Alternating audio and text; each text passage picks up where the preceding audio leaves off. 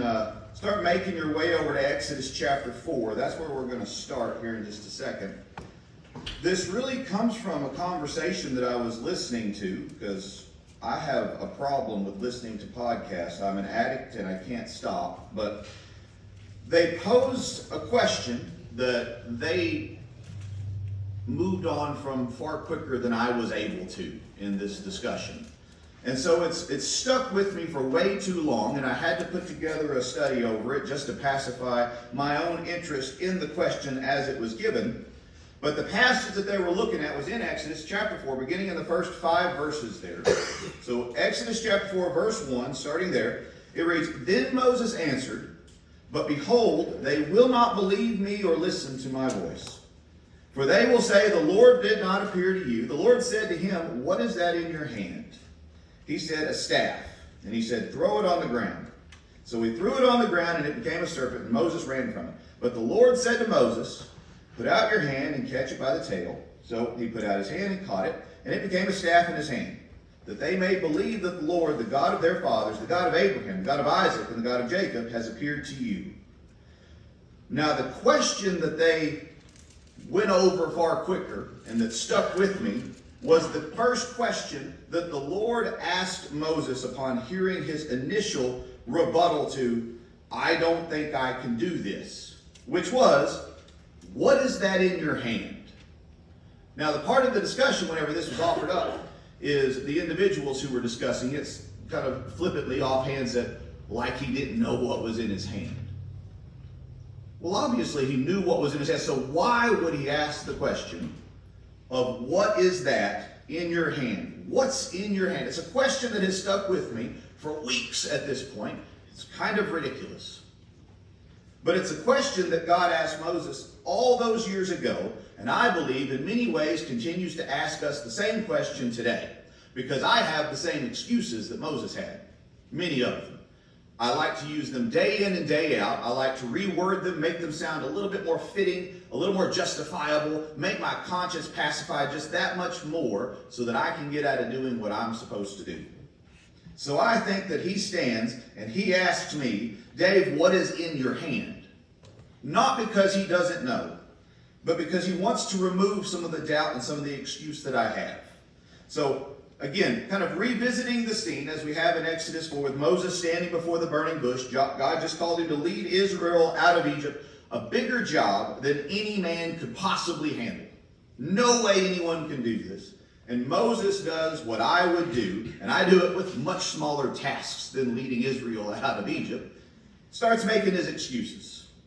He starts actually back in chapter 3, verse 11, where he says, "Who am I?" Like, to me, that's the equivalent of well, why me? I'm not qualified to do that. I don't really want to do that. I don't have what it takes to do that. Why me? I have too much going on. Why me? He then said there in the first verse of our passage in chapter 4, what if they don't believe me? And then he offers up again later, a little beyond our passage in that same chapter, verse 10, he says, I can't speak very well.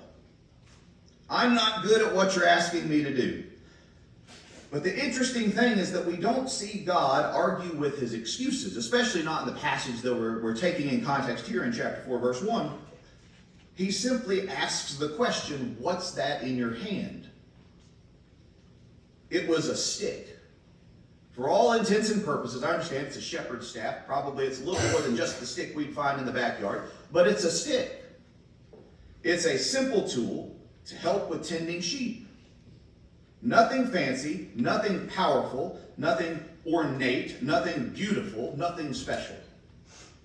But when God became a part of it or made it a part of his plan, his intent, it became something that quite literally changed the world.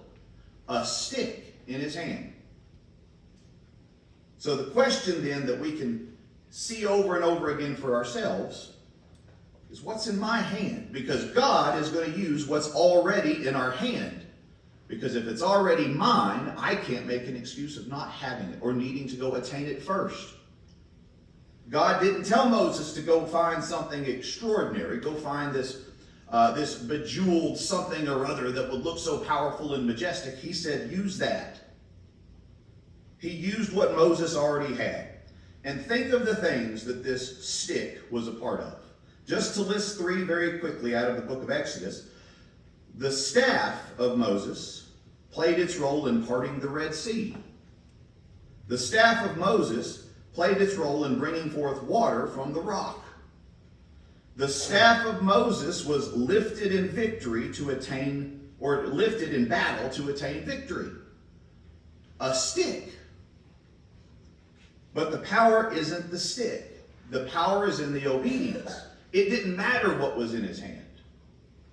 Would it have made a difference if Moses had been holding a rock? Would he have been able to accomplish the same task had he not had anything in his hand? Of course he would have. This is how God works. He doesn't call us to do something and then hope we'll find the right tools. He doesn't require something of us and then say, I know you're not prepared to do it. He asks us to trust him with what's already in our hands. So with that question, we're going to bring it a little closer to home. This is where I'm going to step on my own toes a lot. What do I have? Well, something that I like to claim that I don't have, but I know that I do, is time. What is something that I can give to God that can serve his purpose greater than that of my own? First off, I have time.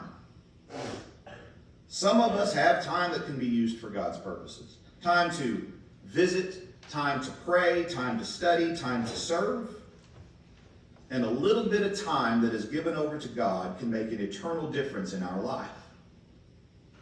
And yet, most of the time, I feel like I'm too busy.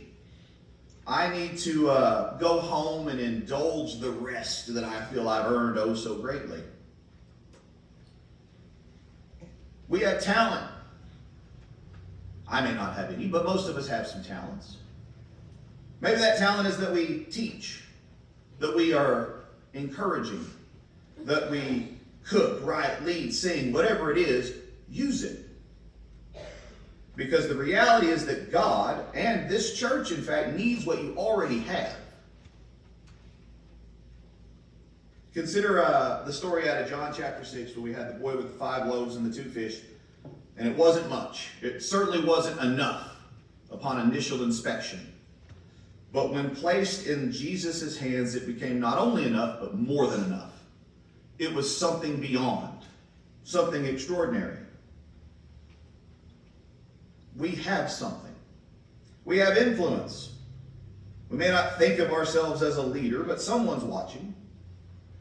It may not even be someone that we think that we're directly connected with that witnesses an act of kindness or hears words of encouragement that we give to someone else. This may be a child, a student, a coworker, a friend, or even a stranger. But that quiet example may very well be the sermon that they need to see the most. And then, lastly, for your consideration of those more specific things that we do hold in our hand is opportunity. I've said several times fairly recently in some different studies that I know for my sake, or for my argument, I don't lack opportunity. At times I lack courage, I lack conviction, but I don't lack opportunity to do the right thing. We have opportunities. They're there. Every day brings maybe small chances to serve, to speak kindly, to forgive someone, to invite someone, to help someone. And it seems like those small moments are often the ones that God will use the most. Not the big, obvious, grand gestures that we anticipate, that we count on, that we prepare for, but the little things that demonstrate conviction in an inconvenient time, an inopportune moment when we show God's love to this world. Now, part of the consideration of what is in our hand, or what was in Moses' hand specifically, I think also comes with a demonstration of the danger of excuses. Because Moses gave excuse after excuse. Again, I do the same thing all the time to try to justify to myself why I'm not going to do what I'm supposed to do. It's I'm not good enough. I don't know how. Someone else could do it better. I don't have the time. It may be something as direct as I don't want to. But the truth is that God isn't necessarily in need of our ability, but he's very much in need of our availability. We have to be willing to do it. Paul said over in 2 Corinthians chapter 12, if you want to turn over there, a short reading, 2 Corinthians chapter 12, verse 9. 2 Corinthians 12, verse 9. It reads, "My grace is sufficient for you, for my power is made perfect in weakness." A weakness, or my weakness, our weakness, is not an obstacle for God. I like to think it's an obstacle for me. Maybe sometimes I allow it to be. But it's certainly not an obstacle for God. And many times it's the very place that he chooses to show his strength, in my weakness. I don't know that I'm ever more humble. I don't know that I'm ever more honest than when I'm in moments of trial or difficulty or weakness. Seems like an opportune time for God to be demonstrated in my life. But with that, God can only make more. He can only, as the scriptures might term it, multiply what it is that we give to him, what we surrender to him, what we hand over to him. When Moses threw his staff on the ground, it was a surrendering. He surrendered it. And that's when God transformed it. So again, with the consideration of what's in your hand, what's in my hand, whether that be talents, time, money, skills, whatever it is, God can only use it if we're willing to lay it down. We'll never know what God can do with our lives until we stop holding on so tightly and say, "Lord, it's not much, but it's yours."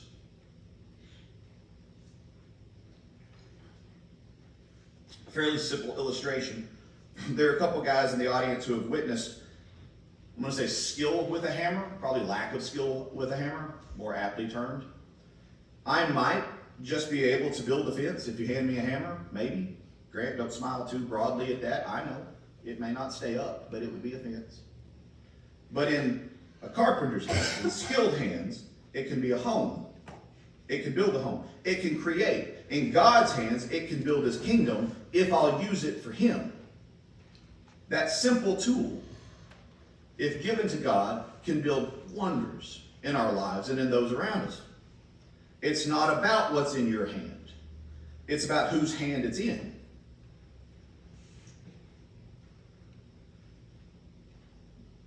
So when God asked Moses this simple question, what he's really saying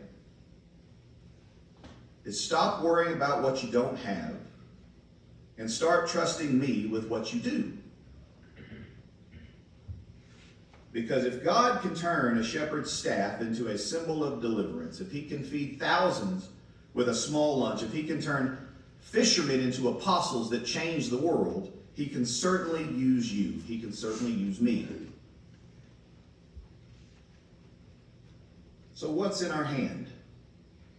Give honest consideration to that which we have, which we can give, that we can commit to, that we can develop further in the service of God, in the service of something greater than this simple pursuit of a worldly existence. Put it in God's hands, whatever it is.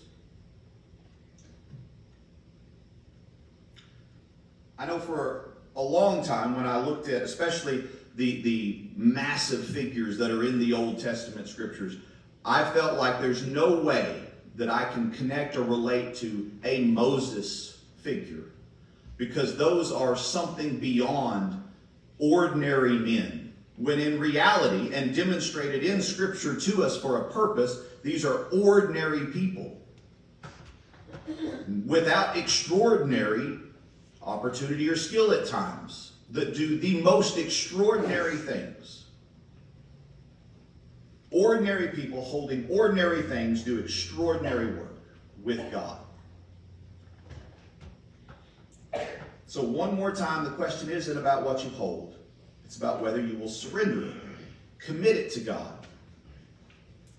If we're holding back, if we're keeping something, if we're keeping a gift, if we're keeping our life to ourselves, today is the time to lay it down and to let God use it.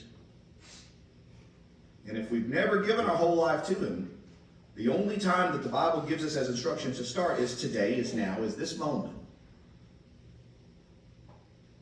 So what's in your hand?